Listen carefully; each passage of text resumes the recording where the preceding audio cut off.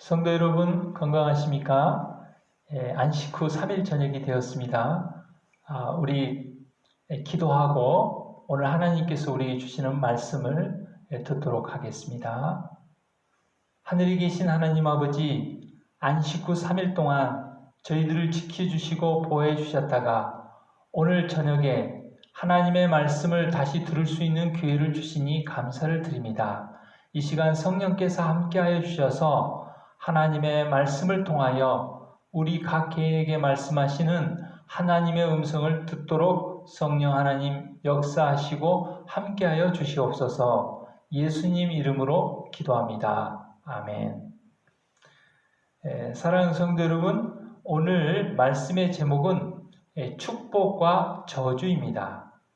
어떤 것이 복이고 어떤 것이 저주인가? 먼저 이 복에 이 본질적인 복이 있고 덤으로 주는 복이 있습니다. 본질적인 저주가 있고 덤으로 주는 저주가 있습니다. 먼저 본질적인 복은 하나님과 이웃을 사랑함으로 오는 행복입니다. 다시 말하면 자아희생적 사랑을 통해서 오는 행복, 또 율법을 지킴으로 오는 행복을 말씀하고 있습니다.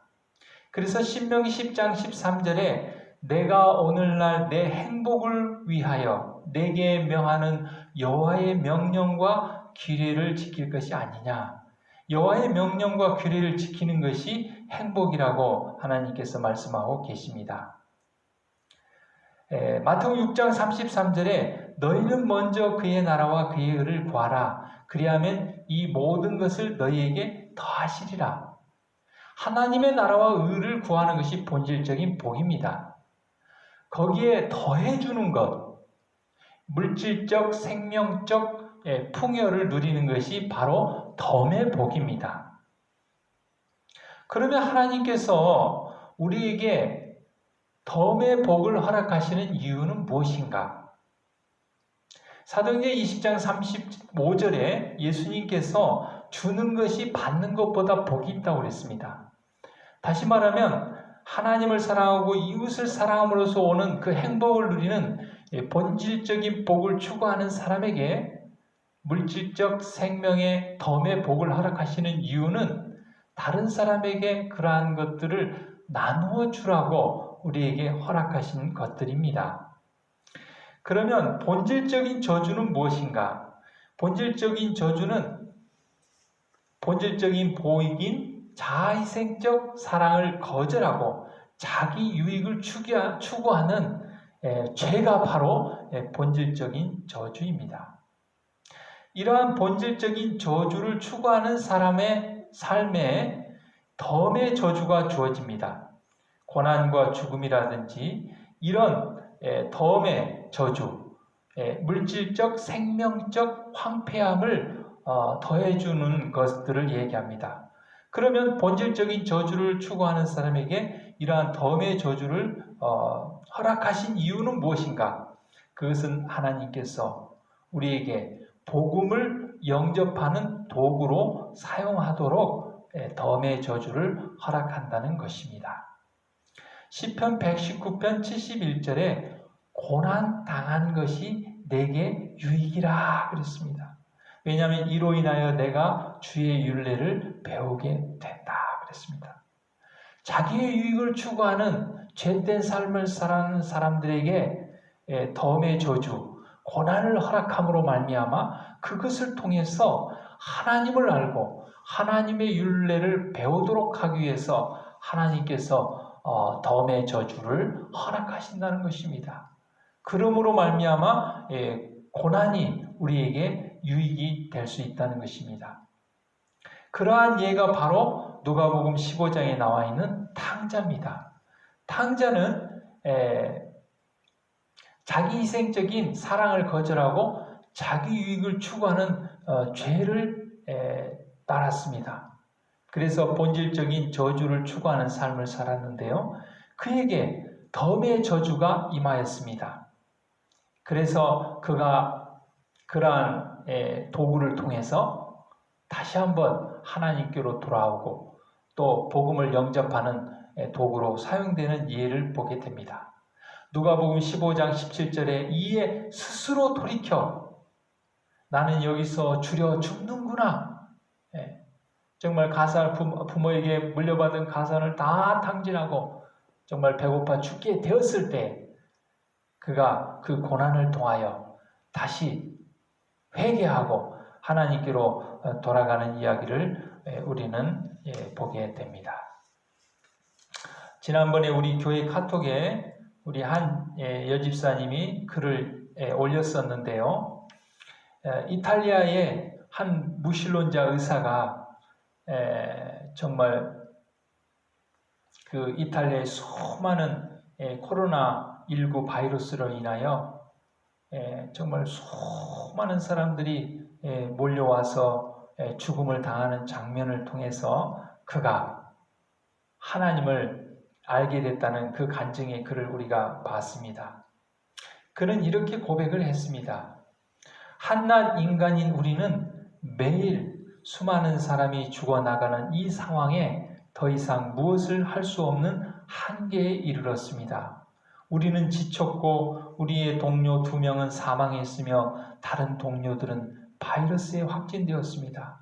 인간이 할 수 있는 일이 끝나는 거기에서 우리는 하나님이 필요함을 깨달았습니다.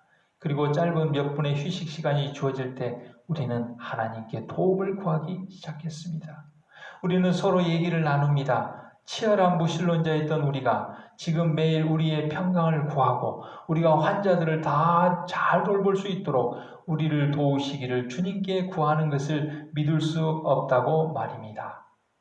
나는 6일째 집에도 들리지 못했고 언제 마지막 식사를 했는지도 모르겠습니다. 나는 지금 이 땅에서 나의 무용함을 깨닫지만 나의 마지막 호흡을 다른 이들을 돕는 데 줄 수 있기 원합니다. 나는 나의 동료들의 죽음과 그들의 고통에 둘러싸여 내가 하나님께 돌아온 것에 기쁨이 넘칩니다. 그랬습니다. 그는 30대 그 무신론자 의사였지만 하나님을 모르는 삶을 추구했지만 덤의 저주를 통해서 그는 하나님을 영접하는 그 도구로 그 고난을 사용한 것을 우리는 이 이야기를 통해서 보게 됩니다. 자, 그런데요, 이 본질적인 복을 추구하는 사람에게 덤의 복이 임하고 본질적인 저주를 추구하는 사람에게 덤의 저주가 임하는 것이 일반적인 그런 규칙입니다.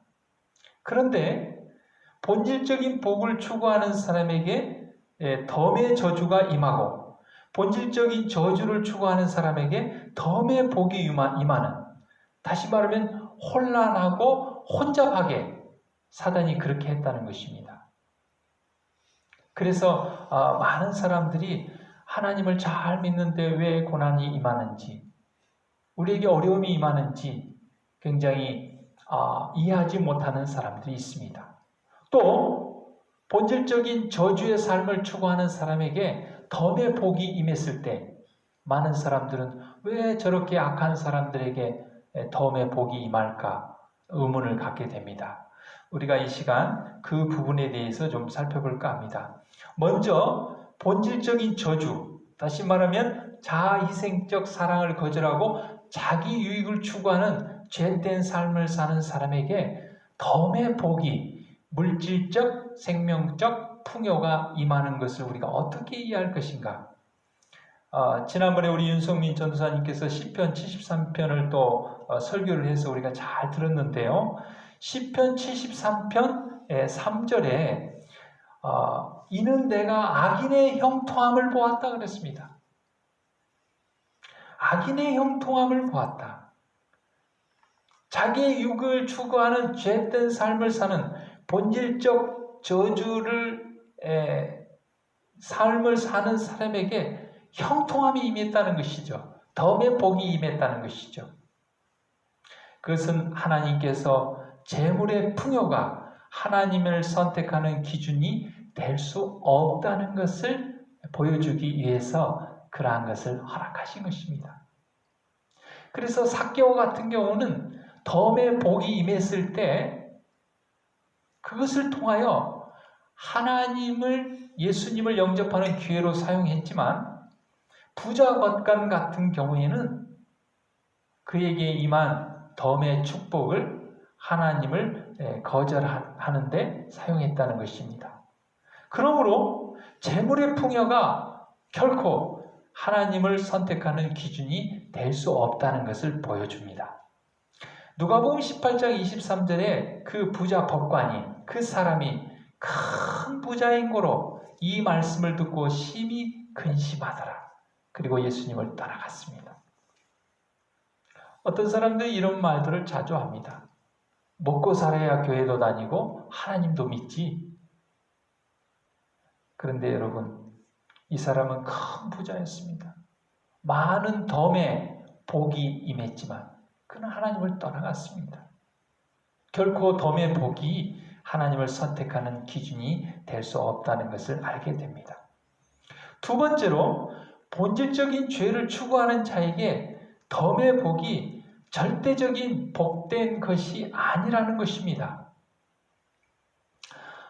창세기 6장에 보면은 하나님께서 아담 이후로 10대손 노아에 이르기까지 정말 아담의 죄의 유전자를 받아서 그들이 죄인이었지만 하나님께서 그들에게 생명의 풍요함, 다시 말하면 1000살 가까이 사는 덤의 복을 허락해 주셨습니다. 죄를 지었지만. 그런데 어떻게 됐습니까? 창세기 6장 5절에 보면 사람의 죄악이 세상의 간영함과 그 마음의 생각의 모든 계획이 항상 악할 뿐임을 보시고 하나님께서 노아 홍수를 허락할 수밖에 없게 되었습니다. 본질적인 죄를 추구하는 자에게 덤의 복을 준다고 해서 그것이 절대적인 복된 것이 아니라는 것을 우리는 노아 홍수 이야기를 통해서 알게 됩니다. 부조와 선지자 90페이지에 보면요, 하나님께서는 홍수 전에 살았던 이 사람들에게 풍요한 선물을 많이 주셨습니다.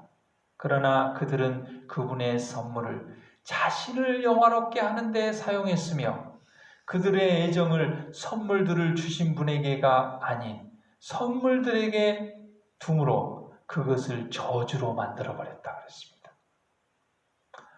노아 홍수 시대에 살았던 많은 사람들이 하나님께서 주신 덤의 복을 저주로 만들어버렸다 그랬습니다. 두 번째로, 본질적인 복을 추구하는 사람에게 덤의 저주를 하나님께서 허락하신 이유가 무엇인가? 본질적인 복을 추구하는 사람에게 덤의 저주를 받은 대표적인 사람이 욥입니다. 욥기 2장 11절에 보면 때에 욥의 친구 세 사람이 그에게 이 모든 재앙이 임하였다 함을 듣고, 욥기 1장에 보면 정말 욥은 하나님을 경외하고 순전한 사람이라고 그랬습니다. 그런데 그 욥에게 여러 가지 재앙들이 임했습니다. 자녀가 죽음을 당하고 재산을 다 잃게 되고 심지어는 죽을 병에 걸리기도 하고, 본질적인 복을 추구하는, 하나님을 경외하고 순전한 마음을 가지고 다른 사람을 돕는 삶을 살았던 욥에게 덤의 저주, 물질적, 생명적 황폐함이 임했습니다. 우리는 이러한 것들을 어떻게 이해할 수 있겠습니까? 구원받은 자의 더 큰 영적 성숙을 위해서 하나님께서 이러한 덤의 저주, 시험을 허락하셨다는 것입니다. 욥기 23장 10절에 보면은요, 나의 가는 길을 오직 그가 하시나니 그가 나를 단련하신 후에는 내가 천금같이 나오리라고 했습니다. 욥은 이러한 덤의 저주를 통해서 단련함을 받고 오히려 천금같이 나왔다고 고백했습니다. 욥기 42장 5절에 보면 내가 주께 대하여 귀로 듣기만 하였었더니 이제는 눈으로 주를 배웠나이다. 욥이 덤의 저주를 받기 전에는 하나님을 귀로 듣는 그런 듣는 신앙이었지만 이제 덤의 저주를 극복하고 난 뒤에 그는 직접 눈으로 보는, 하나님을 직접 보고 체험하는 그런 영적 성숙의 삶을 살게 되었다고 고백하고 있습니다. 두 번째로 하나님을 믿는 신앙이 덤의 복이 아니라 본질적인 복 때문임을 온 우주 앞에 증명하기 위해서 덤의 저주를 허락한다는 것입니다.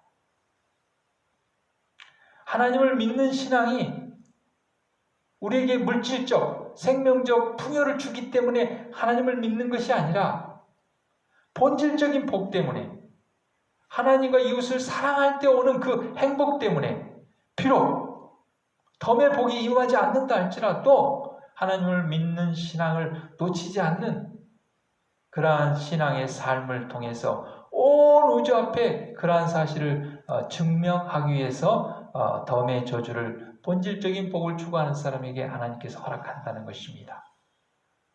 그 예가 아브라함입니다. 창세기 22장 12절을 보면 내가 내 아들 독자라도 내게 아끼지 아니하였으니 내가 이제야 내가 하나님을 경외하는 줄을 아노라.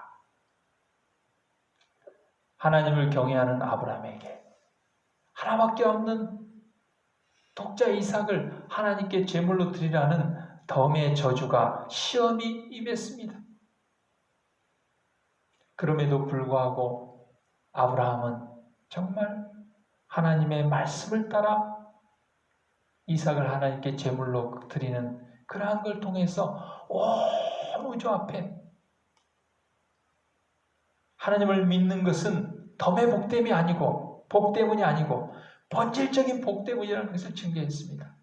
욥이 그걸 증거했고 아브라함이 그것을 증거했습니다. 부조와 선지자 154페이지 보면 아브라함이 하나님의 약속에 대한 신앙이 부족함을 보였기 때문에 사단은 하나님과 천사들 앞에서 그가 언약의 조건을 따르지 못하였다고 비난하고 그러므로 하나님의 축복을 받을 자격이 없다고 그를 고소하였다.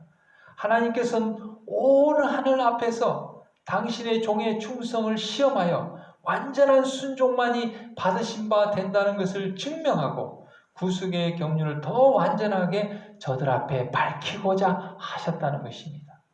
그리고 아브라함은 믿음으로 그렇게 했습니다. 세 번째로 복음 증거를 위해서 덤의 저주를 허락하신다는 것입니다.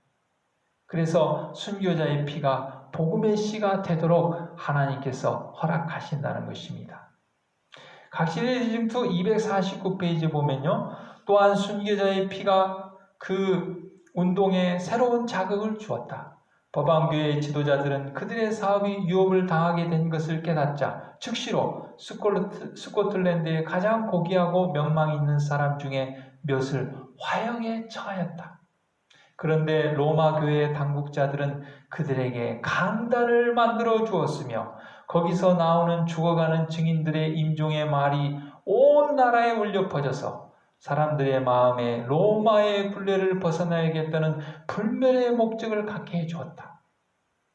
사랑하는 성도 여러분, 수많은 순교자들, 본질적인 복, 하나님을 사랑하고 이웃을 사랑하고 자의생적인 사랑을 가지고 율법을 지키는 삶을 추구하는 데서 오는 행복을 추구하는 본질적인 복을 추구하는 그런 순교자들에게 죽음이라는 덤의 저주가 허락된 것은 그들의 순교의 피를 통해서 복음의 씨가 뿌려지도록 복음을 증거하도록 하기 위해서 그러한 허락을 하나님께서 하셨다는 것입니다. 여러분, 저는 말씀을 마치면서 서머나교회 순교자 이 폴리캅에 대해서 좀 말씀을 드리려고 합니다. 그는 신약시대 이후에 첫 순교자의 한 사람이고 사도 요한의 수저자로서 사도들과 교분이 있었으며 또 2세기 전반에 가장 뛰어난 초대교회 지도자로서 50년간 서머나교회 감독으로 목회 사역을 감당했던 사람입니다. 그는 86세의 고령의 로마 군인들에게 체포되어서 순교를 당하게 되었습니다. 그때 이 폴리캅의 가장 친한 친구였던 서머나 총독이었던 스타티우스가 폴리캅을 살리기 위해서 원형 경기장 안에 수많은 군중들 앞에서 폴리캅에게 이렇게 물었습니다.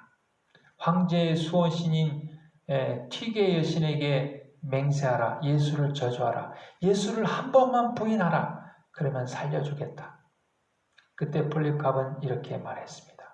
나는 평생 동안 그분의 종이었고 우리 주님은 한 번도 나를 모른다고 하지 않으셨는데 내가 어찌 나를 구원해 주신 우리 주님을 모른다 할 수 있겠는가? 폴리캅은 화양대에 그 화형을 당함으로 순교하게 되었습니다. 이 폴리캅의 순교로 로마인들은 오히려 그 정말 화양제에 용기 있게 담대하게 나아가는 그 폴리캅의 모습을 보고서 로마인들은 기독교인들을 크게 두려워하게 되었다고 그랬습니다. 그리고 그리스도에 대한 신앙을 공개적으로 고백하지 못하던 기독교인들에게 커다란 용기를 북돋워 주었습니다. 그리고 초대 기독교인들의 타협 없는 굳건한 신앙은 로마 시대의 불신세계를 환하게 비춰준 등불이 되었다 그랬습니다. 사랑하는 성도 여러분, 오늘 저는 이 축복과 저주에 대해서 살펴봤습니다. 그래서 본질적인 축복이 있고 덤의 복이 있고 본질적인 저주가 있고 덤의 저주가 있다고 그랬습니다. 본질적인 복은 하나님과 이웃을 사랑함으로 오는 그 행복, 자희생적인 사랑의 삶을 추구하는 것, 율법을 지키는 그런 삶을 추구하는 사람, 그런 사람들이 이미 본질적인 축복을 받은 것입니다. 그런 사람에게 하나님께서 덤의 복을 허락해 주십니다. 물질적, 생명적 풍요함을 허락해 주십니다. 그런데 사단이 이 본질적 복을 추구하는 사람에게 덤의 저주를 줄 때가 있습니다.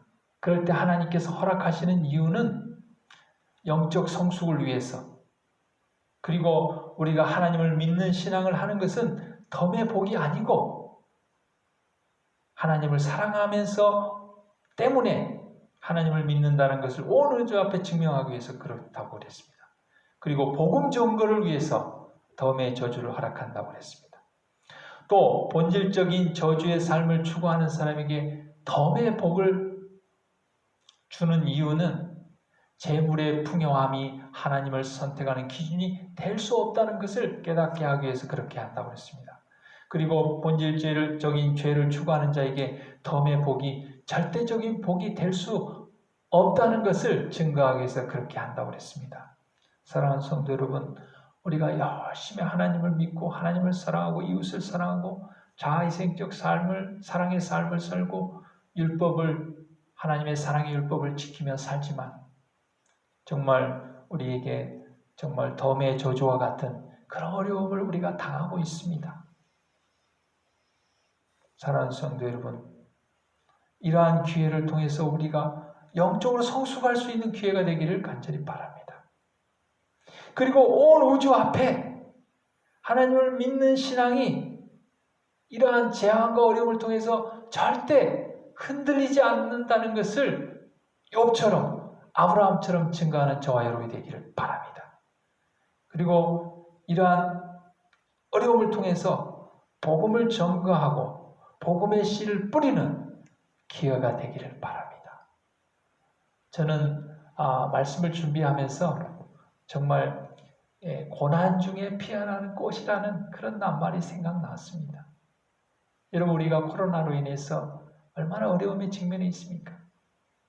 교회 와서 현장 예배를 드리지 못하고 가정 예배를 드리고 있고, 또 여러 가지 주말 부흥회와 또 전도회를 연기할 수밖에 없고, 또 봉사도 할 수도 없고, 성도들을 만나 교제도 할 수 없고, 이러한 어려움 중에 있지만 우리 국제부에서 우리 윤성민 전도사님과 우리 주은성 장로님, 우리 송호근 장로님이 참 그 외국인들을 위해서 개인적으로 또 복음을 전하고 또 성경을 가르쳐서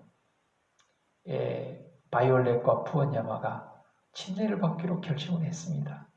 그래서 4월 달에 빨리 침례를 받고 싶다고 하는데 우리 성도들이 모일 수 없어서 연기해서 4월 25일 마지막 안식일에 침례 날짜를 잡아놨습니다. 정말 고난 중에 피어난 꽃입니다. 얼마나 감사합니까? 정말 하나님께 찬양과 영광을 돌립니다. 그때 정말 예배가 회복되어서 온 성도들이 축하하며 침례식을 정말 하고 싶은 마음이 간절합니다. 그러나 그렇게 할 수 없다 할지라도 우리는 몇몇 소수의 사람들이 모여서 그 침례식을 하게 될 것입니다. 사랑하는 성도 여러분, 고난 중에 피어나는 꽃처럼 우리가 이러한 어려움들을 통해서, 이러한 고난과 시험을 통해서 정말 예쁜 꽃을 피우고 아름다운 품성의 열매를 맺는 저와 여러분이 되기를 간절히 바랍니다. 다 같이 기도하겠습니다.